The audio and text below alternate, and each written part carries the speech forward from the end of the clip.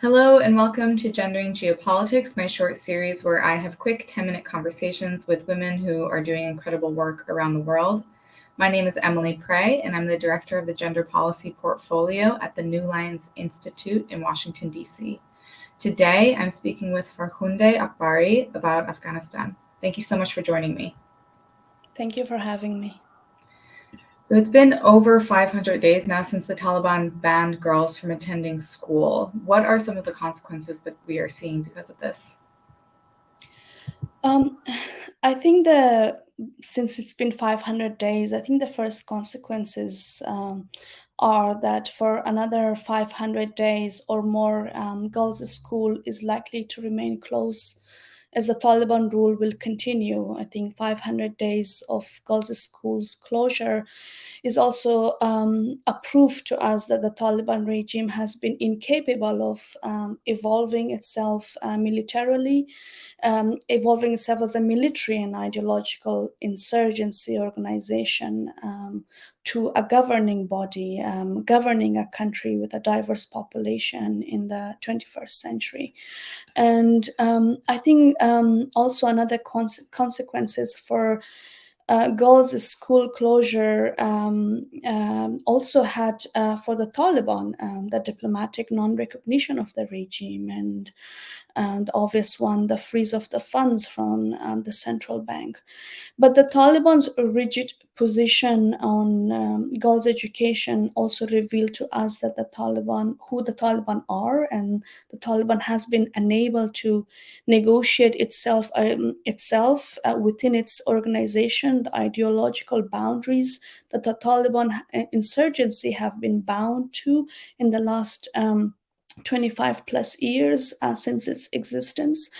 It also indicates that the Taliban are unable to make compromises on ideological positions on other important issues such as protection of fundamental human rights, inclusive political representation that has been lacked from a Taliban regime or Taliban governance, and also reversing what the Taliban has been practicing, the institutionalization of gender apartheid, which has been a salient feature of the Taliban rule. And the day-to-day consequences, if we look zoom in on the ground in Afghanistan for the people, for women and girls, is that girls are desperate and they are families are desperate to leave the country. There are many girls who look for educational opportunities abroad, but we also know the very limited opportunities available to seek asylum and to migrate out of Afghanistan under the current circumstances. And then that sort of boils down that lack of opportunity in the homes and in the families, that there are early marriages happening, there are depression, domestic violence, and a rise of suicide among female and young women and girls, which mostly goes unreported because again it's a matter of honor, and families hide these things from unwanted attention.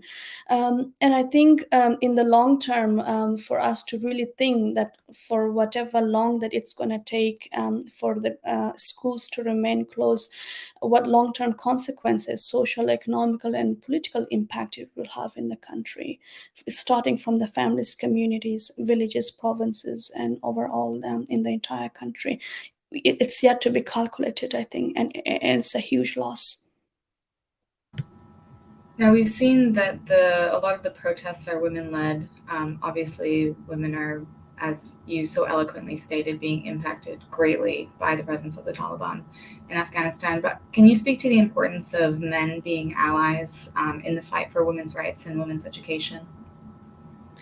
Um, I think in the last 1.5 years since the Taliban have been in power, we have seen a strong consensus in calling for opening girls' school, and by extension, protecting some of the fundamental women rights. These calls come from men, from across ethnic groups, from all parts of Afghanistan, urban, rural. But in fact, support, coming particularly to the example of family support for girls' education, it has been one of the capturable achievements of the last 20 years.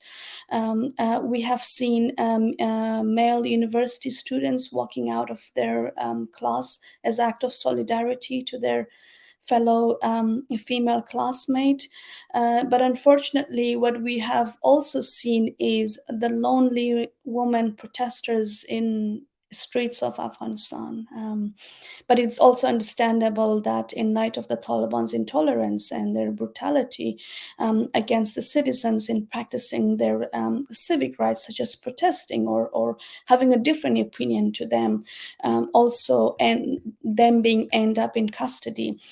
In recent days and weeks, we have seen the inspiring story from Ustad Mashal, who a university a lecturer who tore his university degrees live on TV as an act of protest against closure of girls' school and from girls' school and universities. He was, now we know that he's detained by the Taliban authorities, and as we speak, his fate remain unknown. But I also wants to mention that the real fight comes from men in the families, within the communities, regardless of the shrinking and even absence of spaces for women. They have to find ways to support and educate their daughters and their sisters. We also know the sacrifices that men and brothers, fathers and brothers have made to stood against many of the societal and patriarchal norms in their communities in order to send their daughter or their sister to school, despite so many insecurities and threats that they faced. And we have seen the rise of enrollments of girls in schools across Afghanistan. Even in my own family, I have witnessed in impoverished Daikundi province that my elderly uncle is relying on the income of his daughter because he cannot work, being so old, and his daughter had a job as in an NGO in Nili, and he was feeding the family. But now, since the recent ban on women's employment, she's unable to work.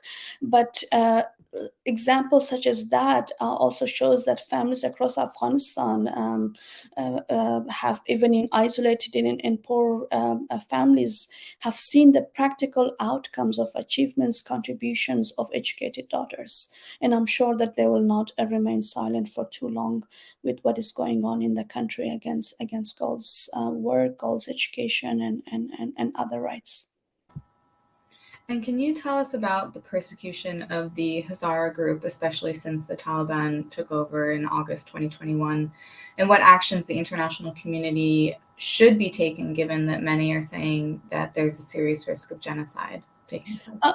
Yeah, with the with the Hazaras, just like women being particularly vulnerable, the Hazaras also have been having their vulnerabilities under the Taliban regime. We do know about the Hazaras' historical persecution going on in different episodes of the Afghanistan history under different regimes. But under the previous Taliban rule, there are recorded mass massacres of the Hazara population, including women and children in different places.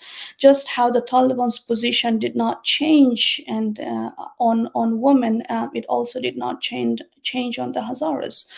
There is still being treated much more differently. There is still vulnerable for mass atrocity, and they are still being massacred and displaced from their historical lands. Looking back at the recent months and years, we have seen targeted attacks against Hazaras, particularly Hazara women and youth, and the perpetrators were often called to be the ISKP and also the Taliban themselves. But it's also important for us to note that under the Taliban rule, and an environment is created or enabled where Hazaras become much more vulnerable. There is an absence of free media.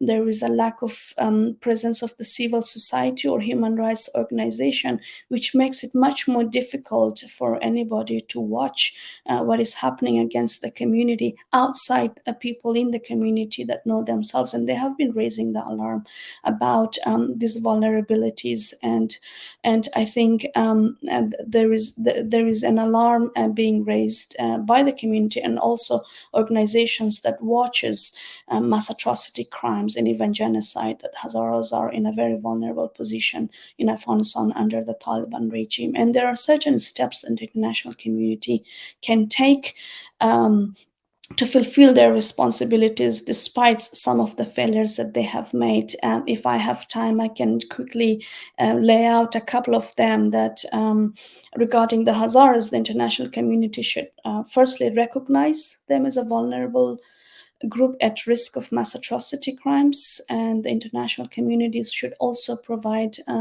strong political and financial support to the Office of Richard Bennett, the Special Rapporteur on Human Rights in Afghanistan. And also the international community should realize back their responsibility under the norms of responsibility to protect groups who are at risk of mass atrocity crime. I think by any definition, Hazaras fall in that category. And coming back to our topic on women, I think there's one thing very clear, and if I make a recommendation about the international community reflecting and revising some of the legal instruments to criminalize gender apartheid.